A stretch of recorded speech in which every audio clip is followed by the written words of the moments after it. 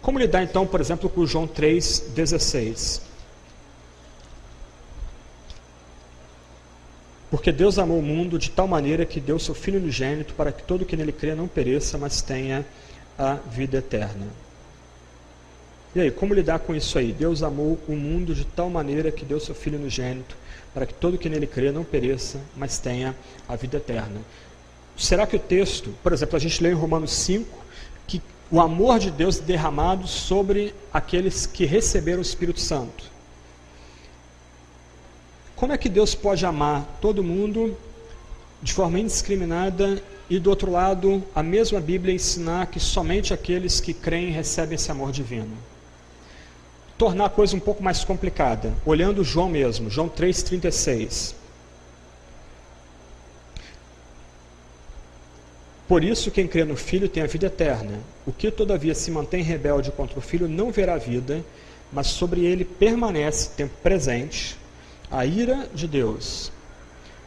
Como Deus pode amar todo mundo, se há em todo esse mundo aqueles que não creem e Deus já está irado contra eles?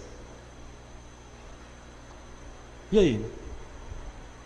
Complicado, né? Vamos repetir o ponto aqui? Como é que a gente pode dizer que Deus ama todo mundo indiscriminadamente, todo indivíduo que já nasceu e vai nascer, se o mesmo a passagem bíblica está dizendo que a ira de Deus permanece sobre aqueles que são incrédulos? Como é que Deus pode amar e ser incrédulo ao mesmo tempo? Oi? Exato, isso, desculpa. Como é que Deus pode amar e ter ira ao mesmo tempo? E mais, como é que Deus pode amar e ter ira se o próprio João, em 1 João 2, diz que Deus propiciou o pecado, os nossos pecados do mundo inteiro? Lembra o que é propiciação? A ira é satisfeita, a ira é removida. A gente não tem mais a face da ira de Deus, a gente tem a face do amor. Ou os autores bíblicos comeram mosca aqui, o apóstolo escrevendo engoliu a mosca e está se contradizendo, ou nós estamos entendendo errado o texto bíblico. Ok, vamos olhar o texto de forma mais ampla. Quem é João? Ele é israelita. Ele, até o tempo de encontrar Jesus, foi criado num universo extremamente restritivo, exclusivista. Na época de João, a salvação era só para os judeus e só para os membros visíveis da aliança. Para ser salvo, lembra de Salmo 100? A pessoa tem que vir para Israel, a pessoa tem que vir para o templo. O gentio era expulso do templo se ele não fizesse os seus pactos, os juramentos e não fosse circuncidado. A pessoa tinha que ser membro de Israel. Só que agora esse homem, João, ele agora é bispo ou presbítero da igreja em Éfeso, na Turquia. Ele está lidando com pessoas que são estranhas ao povo de Israel. Ele está lidando com aquilo que os israelitas chamavam de gentios. O que o apóstolo João quer ensinar para a gente aqui? O apóstolo João quer ensinar que Deus ama, como ele diz em Apocalipse capítulo 7, homens e mulheres de toda raça, tribo, língua e nação. Deus ama homens e mulheres de toda etnia. Esses que são amados por Deus.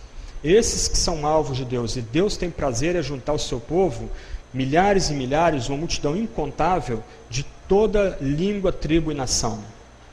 O que o apóstolo está lembrando para nós aqui, quando ele fala de Deus amar o mundo, é que Deus ama toda a categoria de pessoas. Todo tipo de pessoas.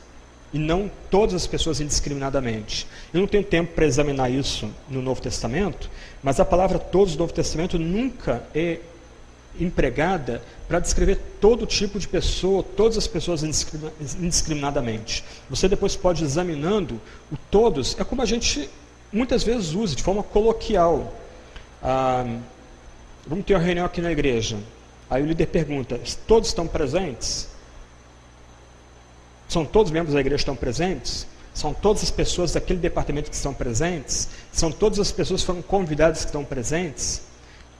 Todo mundo detesta o time X. Será que todo mundo indiscriminadamente detesta aquele time? Quer dizer, nem mesmo nós usamos todo de forma absoluta. Deus amou o mundo. Essa é uma verdade central. O Criador ama a criação. E Deus ama homens e mulheres de toda raça, tribo, língua e nação.